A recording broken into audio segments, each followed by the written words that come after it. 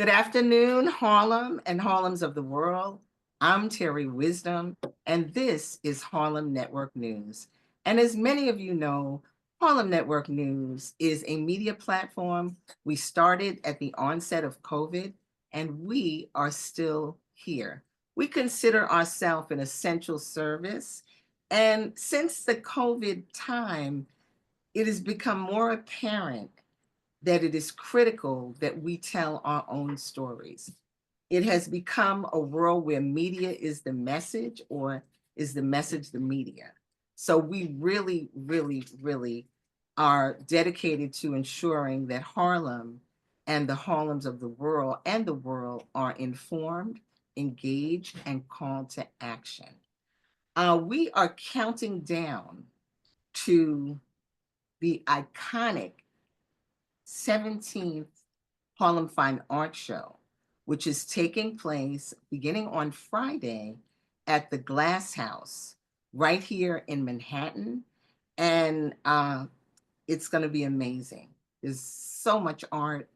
There are art talks, there is art to view, there's a gala, there's award ceremonies, and we have one of our, I can't even put it into words in terms of an art, just living art. And that is in the person of Voza Rivers. He's here with us, and he is art. You see art behind him, he is art. So Voza, if you would just share with our listeners who you are, whose you are, and what this art journey has been for you. Thank you, Terri, and welcome to all of the viewers. I am an arts practitioner. I have been blessed with a number of key people in my life. So let me just go back to letting people know I'm a son of Harlem. Okay, I love it. This is my 82nd year on this planet. All right, all right. I have experienced a lot of mentors along my journey. I started out many years ago with an opportunity of meeting a person in 1964 by the name of Roger Furman. And Roger Furman, I attended a public speaking class at the local YWCA on public speaking. And I went to that class because I wanted to be articulate about what I saw happening in the South, the school lunch counter students, Thank you. the assassination of Scherner, Goodman, the things that bothered me. I wanted to say, if someone came up to me on 125th Street and said, Voza, what do you think? I wanted to be articulate. So I took a public speaking class. The first day of that class was a guest speaker. His name was Roger Furman. And Roger Furman talked about the why. It was 135th Street. Now, I grew up on 132nd Street, and he's telling me that he, as a young man, a very young man, a little after his teenage years, was in the library on 135th Street. Okay. And that at that library, in the basement of the library, was Ossie Davis, Ruby Dee, Harry Belafonte, Sidney Poitier, Gertrude Jeanette, and a host of other young people taking classes in theater. Now, I went to a school on 138th Street. I lived on 132nd Street. I went to a school, the Frederick Douglass Junior High School. And our teacher would take us to that same library once a month, and we would meet the librarian and read books. And when he talked about 135th Street Library, and he was in the basement taking classes in theater. I said, wow, what a coincidence. So it piqued my interest. And Roger said, you know, this was 1940 when I started my journey in theater, and it was with the American Negro Theater.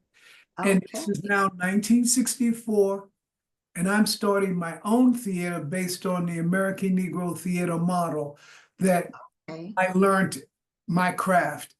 And I would love for people in this class who might be interested to come forward, give me your name, and I would like you to be part of the founding members of the new theater that I'm going to create called New Heritage Repertory Wow. Theater. Everyone, I would say that 90% of the young people in that class raised their hands, and I did not. I did Okay. not, because I was not there to be an actor or a director or playwright, any of those things. That wasn't my calling. And Roger came up to me and said, young man, you know, for what we want to do, it would really be great if we had a person like you as part of what we're doing. And I said, well, but I don't want to be an actor. He said, but why did you come to this class? And Mhm. I shared with him again my concerns about what was happening with the civil rights movement all Mhm. across the country, but mostly in the South. Absolutely. And so Okay. he said, well, you know, you shouldn't just say no, you should give it a chance, because I can tell you, did you know that Sidney Poitier, who just won the Academy Award for a film that he was in, that when he tried out for the same company that I was in, that he was a stutterer, and that he was turned away Uh-huh. 3 different times on Mhm. his auditions because his reading level was at such a low level, he couldn't read the script. But he came back determined, and Mhm. now this is 1964, and he just won the Academy Award.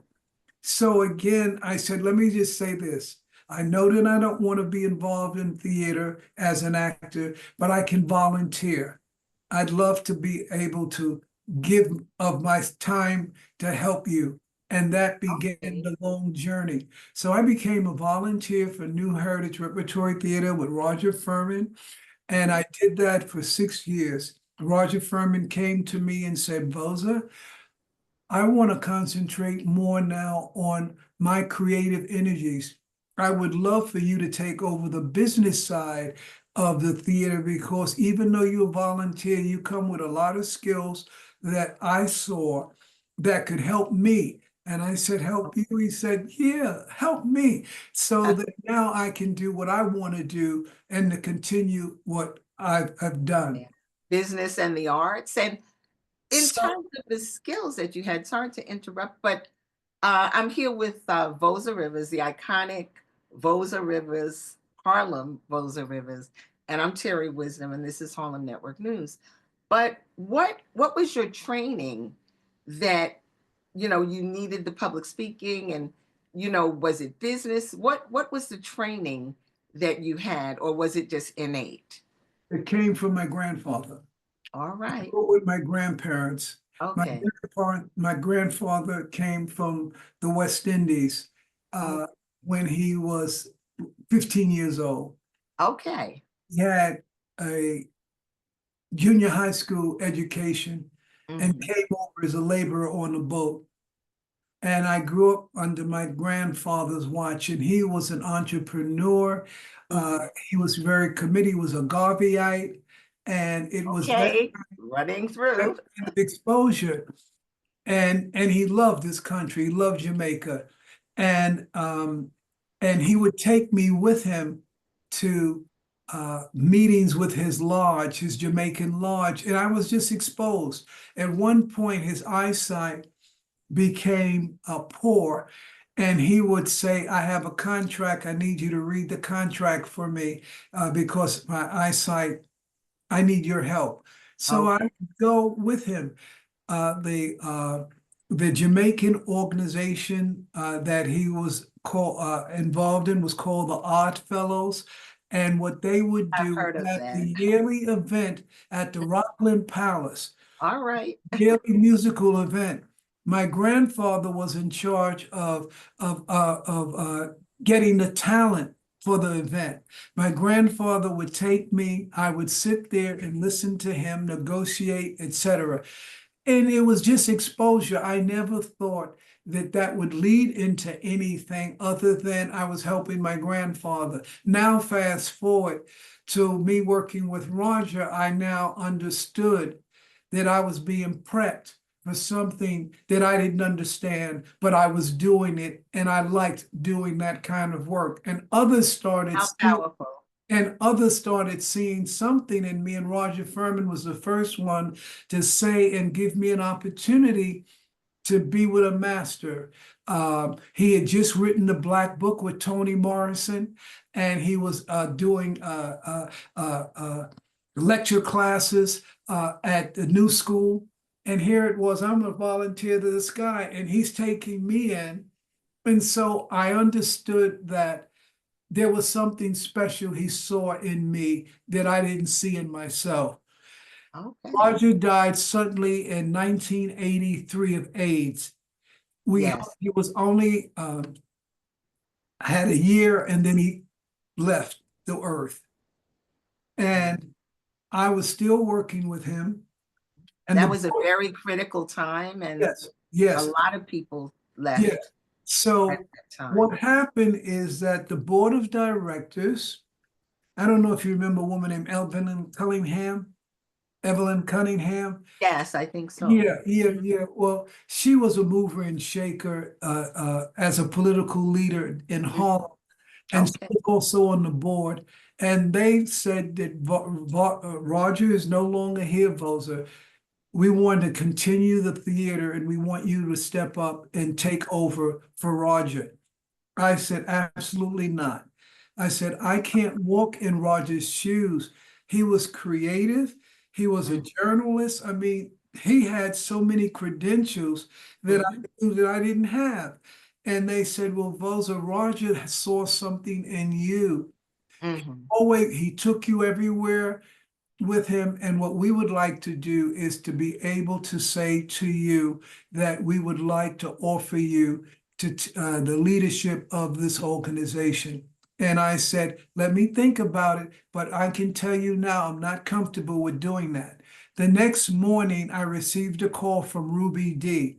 And Ruby D says, Okay. Boca, you are taking the position. And I said, Miss D. She said, no, it's not Miss D. Roger loved you. He Mhm. respected you. And Roger wasn't an easy person to get along with, but when you were around him, he was a different person. I Mm. want you to take over the theater, and Ozzie Davis and I will be there to assist you.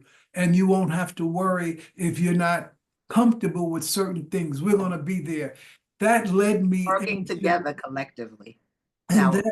and then that led me into my position. But one of the things that I noticed about the theaters in Harlem during that time, the New Lafayette, Woody King had his theater, Mhm. uh, Douglas Turner Ward, the Yes. Negro Ensemble, etc. The blacks. They were all independent. And Mhm. I just, for whatever reason, so wouldn't it be great if we could collaborate together on Mhm. some of these creative projects? And I didn't get a positive response because everybody was in their own lane and they were doing what they did. Okay.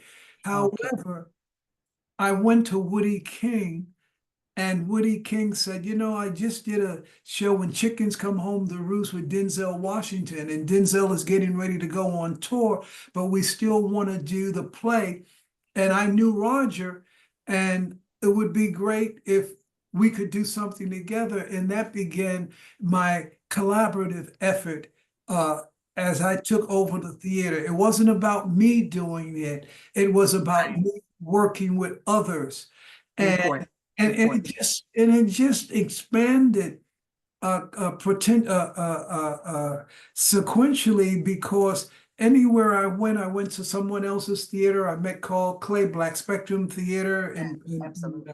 in Queens, and I talked to Carl and shared with him, and we started doing these collaborations. And so I knew the power of that. And I also knew that there were so many smaller theatrical entrepreneurs in Harlem. They could be visual artists, performing artists, poets, writers.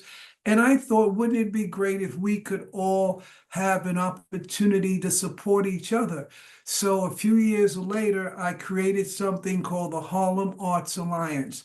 And the Harlem Okay. Arts Alliance Hey, began Voza, when did the Harlem Arts in Alliance actually? 2001. Wow. Okay. My goodness. It was the day before the World Trade Center bombing that I had a meeting with 12 individuals. Adamola was one of those persons in that Oh, meeting. And we were just talking about the importance of artists working together. The World Trade Center next day, catastrophe happened. The same 12 members decided that we should meet another time next month. And there were 25 people. And then we said we'd meet the next month, and there were 50. And before I knew it, we were almost at 100 people meeting once a month.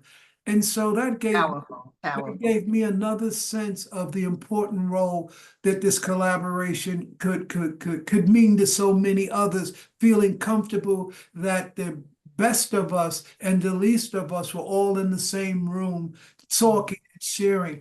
And I think that I've taken that position with just about everything that I've done. And if you've asked me the things that I've done, I was very fortunate. Percy Sutton came into my life. Percy Sutton had me run his record label when it was We're learning. We're yeah. learning. Taking it So further. Apollo Theater Records was distributed by Motown Records. I was the chief operating officer. I Wow. was involved in a man named Katsuo Abe from Japan who had investors in Japan who wanted to create an Apollo or a version of the Apollo Theater in Japan. Percy Sutton allowed me to negotiate the contract. Uh, the Japanese businessman created the Apollo Theater in Japan. I was the executive producer in Japan. We're At the learning. We're Apollo, learning. Teach, teach. at the Apollo Theater, uh, as a part of the gathering of the independent visual performing artists and literary people. I created the Harlem Arts Alliance. That group grew and kept on growing and growing. At our maximum, we had over 800 members. And Harlem was the line of you didn't have to be in Harlem. Harlem was a state of mind. And wherever you go with Harlem, you could go. So you're in Brooklyn, you're Harlem, So all of a sudden, I had all of the small groups on a monthly basis. I invited the bigger groups and we shared information. And that meant that the lesser of us felt elevated because we were in the same room. And I kind of demystify how people got to achieve the things that they were known for by sharing information with what I call the less of us. And that was my goal, and that's what I've continued to do. I Thank created you. Thank with you. Adamola, Cliff Frazier, Ellis Hazlett. We were selected by Don Cogsville, who headed up the Harlem Urban Development Corporation back then, to give us a 90,000 square foot abandoned building. And we weren't real estate people, we were creative people. And, the state owned the property, and they were looking for a creative group to discuss passing on this asset. And we passed mustard, and we were able to receive the gift from the state about this 90,000 square foot space. And then we created the Dwyer Cultural Center on the lower level. And Okay. and that Thank you so much. I'm here with the iconic Harlem Harlem man, Voza Rivers. And thank you for connecting a lot of the dots Yeah. because you see these things, you know these things. And especially during that time, I think it was very much a lot of collaborations going. I remember Frank Silvera's Writers Workshop, all Yes, kinds of of course, things. yes. And And those are the people that I worked with, Vivian Robinson with Adelco when she yeah, was Adelco. It was always that way. Um, Even when you're going to, because we're going to talk about the Harlem Fine Arts Show, it was 17 years ago that I met Dion. He had heard that there was this organization in Harlem that might be able to help him find a space for his art exhibit. And okay. he came to me and we talked. And then I said, well, there's an armory in Harlem, and maybe that's where you should go, because he went other places and he couldn't find space. And I made that recommendation. And now look, 17 years later, it's one of the biggest art exhibitions for people of color in the world. And it started out with him meeting me and me sharing. And I think that that's part of my reputation is Yeah, part of your gift because even when you're sharing Ellis Hayslip and I mean we could really expound, but if you could share because I always with one of the things that I love about Harlem Network News and interviewing people, I always learn something, even if it's people that I think I really know, I find out things that I didn't know, but we always want to make sure that our audience is intergenerational. So if you could just briefly tell people who is Ellis Hayslip, y'all can Google Ellis Hayslip, but that was like a mainstay. yeah. So Ellis yeah, Hayslip had a TV program on Channel 13 called Soul. And that's what it was, the soul of our people. And it touched on a lot of the creative people in terms of the arts. So you had actors, you had dancers, you had poets, you had journalists, all of that every Sunday on television. His assistant was Anna Horsford, and Anna Horsford and I, she and my sister were in the same classes together, but Victoria Horsford, her sister, and I, we were in the same class together. now you see, And so that for me was a uh-huh. connection. And to see Anna every Sunday with Ellis Hazlett was real special. Mm. Let me just back up for 1 second to say that people know the work that I've done in theater. This is my 60th anniversary of now running that theater. But in 1987, I met a person who had just come out of prison named Jamal Joseph. He was a member of the Black Panthers, he was part of the Okay. Panther 21 Yes, trial. thank you. And it was through Jamal that I took him under my wings because of a woman by the name of Yuri Kochiyama. And if Wow. anyone knew who Yuri Kochiyama was, she was a Japanese woman who was close to Brother Malcolm. And Yes, she, they had something at the Schomburg, I I believe, was there, I was there yesterday. yesterday. Yes, yes. I And what happened is that, excuse this, I can't cut it off right now. it's But okay, we're okay, fine. all right. So it was Yuri Kochiyama who would go into the prisons and get the writings and letters from prisoners and bring them to their relatives or whatever. She read work by a man named Jamal Joseph, who was part of the Panther 21, and brought his writings to my theater company. And I uh, didn't realize later on when Jamal came out of prison that I had met him through Yuri Kochiyama's met him through his writings. And Jamal and I he came into my life and became one of my partners in the theater company. And to this day, I have to thank Yuri Kochiyama and Jamal because where I am today didn't happen by myself. I mean, I had really good mentors. I mentioned Percy Sutton. I also should mention that Harry Belafonte was a member because my very first show that went to Broadway Harry Belafonte produced it. And that was because I started doing work from South Africa. So, Okay. yeah, so after Roger died, I expanded on his What a vision. time. And we did a lot of African American stories. And then Roger was saying, Voza, we need to tell stories but from people of color around the world. He died suddenly, but I took him up. I took that vision and started working with Took up people the in South torch. Africa. And to this day, you know, my second show uh, uh, was Serafina, and that also went to Amazing. Broadway. Amazing. Uh, and now I have the rights to Mongani's works. His family has entrusted me with that, and I'm working now on bringing Serafina back to the United States in 2026. Okay. And if this is Harlem Network News, I'm here with Voza Rivers, and we're really, as we are counting down to the Harlem Fine Arts Show, we're really having an art talk. Uh, Yes. we talk sometimes about live painting or whatever it is. So we're having a live art talk here.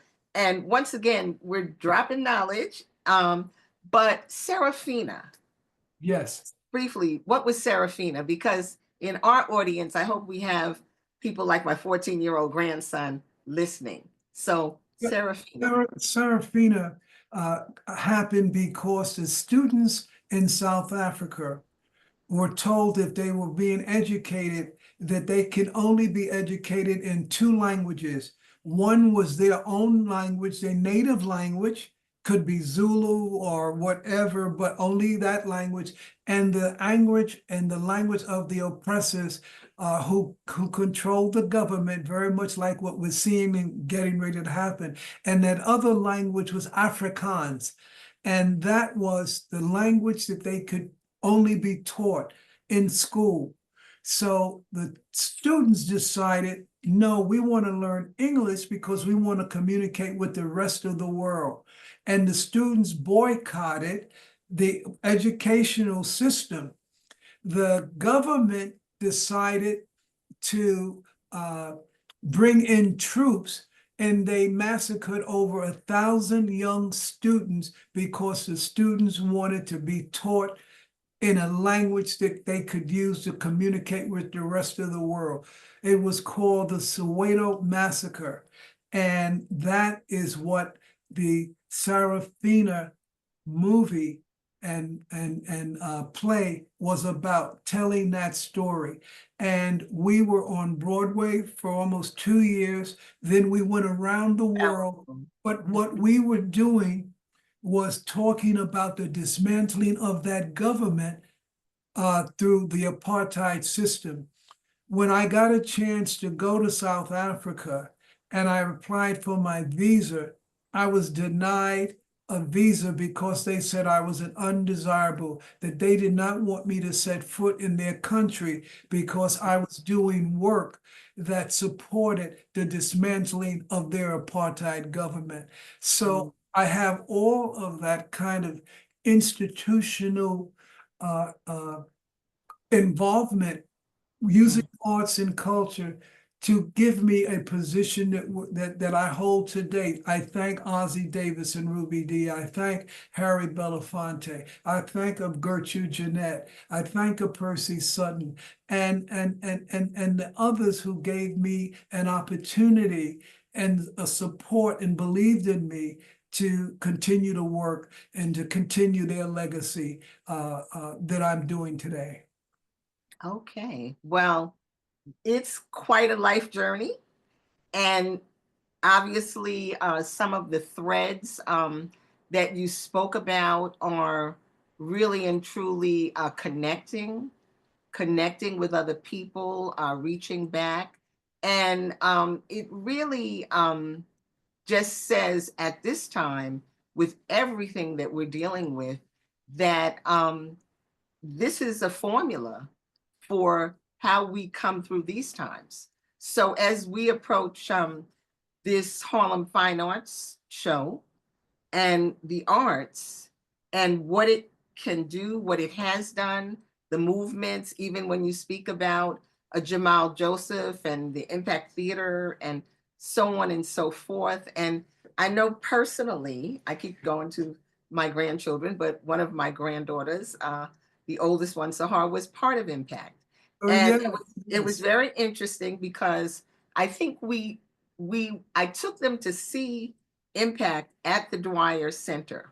yes, And my granddaughter, who doesn't get excited about too much, just seeing them, she said, I want to be in that. And she lived all the way out in Southampton on the Shinnecock Reservation, but she went to Impact. It had that gravitation. And one thing I can say about Jamal Joseph, he is one of the few people that could sit down and lecture to the kids for 3 hours, and they all sat there spellbound. yes. So again, I'm blessed. I mean, I'm blessed to have Jamal as my partner, and together we are inseparable. Okay, so that's a beautiful thing. So we're going to fast forward. I thank you for this Harlem history, for being that living Harlem history, and even talking about Marcus Messiah Garvey, the fact that your grandfather was a Garveyite. There are those threads for a lot of people with Garvey's uncle in Port Limon in Costa Rica, which connects to one of my partners, Bernardo Roop, so it's just interesting. And the fact that Garvey actually had boats that were Yeah, ready to go. And the people in Port Limon, a lot of them lost their life savings because they had taken shares in the Garvey movement. And that was a big thing, the parades. I grew up in Queens, but my parents both grew up in Harlem in the same building.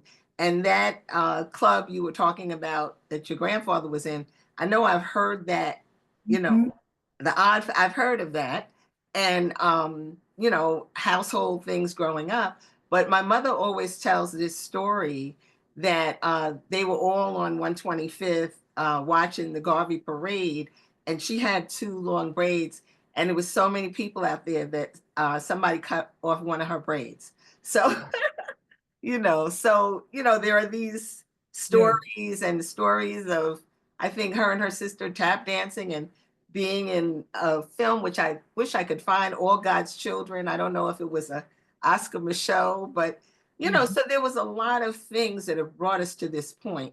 But let's just say, with the Harlem Fine Arts Show, what are you doing in the show? How are you connected to the show? What can we expect? And advice. There are a minimum, excuse me, a minimum of 100 visual artists from Okay. all over the world. So it's international. The Harlem Arts Alliance and New Heritage Theater Group, my theater company, and the West Harlem Development Corporation will have a space there where we're going to highlight and showcase visual artists from the various communities, East Harlem, Central Harlem, West Harlem, etc. And it's being curated by Adimola Olusbifola. And I know that he's going to bring out some of his signature works from the Schomburg collection to also put on this display at the Harlem Fine Arts Show. All I can tell you is that I've met a number of artists that I would not have been able to meet uh, because they weren't from this area, but their work speaks to me. And so in my office, it's like an art gallery. The pieces that I purchased from the art gallery, the Harlem Fine Arts Show over the years. When Mm. people come in, they're looking, they're very impressed. But it's a special gathering, and I'm so happy that it's back here again this year. Yeah, I think it's very special. I think also it represents legacy. Yes, And I also want to just shout out Dion Clark yes, for really paving this way, staying on this path, being so committed, and once again, institution building. And, you know, as they say in our world, there's 1 degree of separation. You know, I know Dion like since I was like 8 years old, you know, out of Queens, out of Sag Harbor. And, you know, I think he told me a couple of years ago, which I didn't really realize, that he and my cousin were like in kindergarten together. So, you know, I'm just saying this is our story. You Yes. know, this is our story. These are the stories of our people. And I think we have to keep on building legacy. And I think it's very, very, I'm Terri Wisdom, is Harlem Network News, and I'm here with Voza Rivers of all of his institutions that he's mentioned, Harlem Arts Alliance. I didn't even realize that it had been existing for so long. But I just think it's important that the institutions that we have, that we continue to build them, that they're still going, that they're still lasting. And I think that this is how we are going to be at our higher heights. So that's it. Any other sneak preview things that you want to share about what's going to happen at the Harlem Fine Arts Show? There's going to be a discussion on, I think, Sunday afternoon on the last day, where people in the arts are going to share their journey, how they got where they are today. So that's open to the public for all of those who come to the exhibit, and that'll be on Sunday. Okay. Well, thank you. This has certainly been a rich conversation. I'm inspired. I'm excited. And as you said, Harlem is a state of mind. And we consider Harlem Network News the voice and the drumbeat of Harlem. And we think of Harlem as everywhere. It could be anywhere. You know, it's at Howard University. It's in Atlanta. It's in Lagos. It's you know, when you're saying the international thing, I think I remember being at the New Heritage Theater and Fela Renson Yes, you Kuti were there. coming You were for a there. party. I was there. Oh my I goodness. was there. I was there.